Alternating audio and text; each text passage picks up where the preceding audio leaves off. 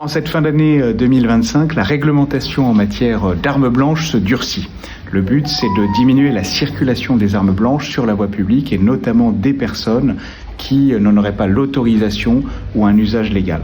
Donc il y a un certain nombre d'armes blanches qui vont passer dans ce qu'on appelle la catégorie A, c'est-à-dire qui vont être purement et simplement interdites de vente. Je parle notamment des poings américains et d'un certain nombre de couteaux qui sont très dangereux, de lames qui sont très dangereuses.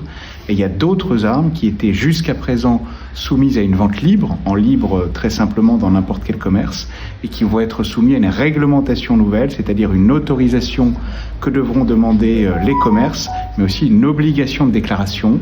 Et pour toutes ces armes qui restent en vente réglementée, libre mais réglementée, on va durcir également l'interdiction de vente aux mineurs. Vous aurez la principale innovation de l'instruction, c'est l'évolution de la réglementation sur les armes blanches et l'affichage d'interdiction de vente aux mineurs.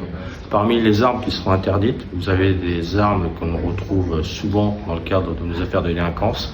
Ce sont les couteaux zombies. Les couteaux zombies, ce sont des grands couteaux à lame dentelée. Et puis les coups de poing américains qui sont désormais totalement interdits de détention, d'acquisition, de revente. Ça, c'est un point important.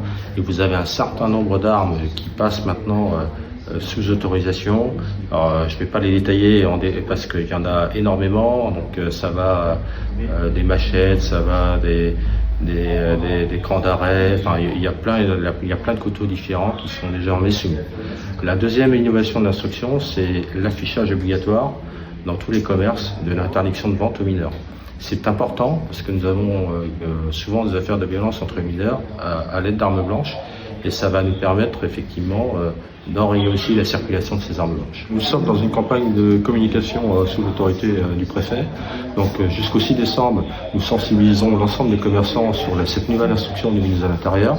Et à compter du 7 décembre, nous irons procéder à des contrôles, mais avec un temps de latence, de tolérance jusqu'à la fin de l'année pour permettre à l'ensemble des commerçants de se mettre en conformité avec la réglementation.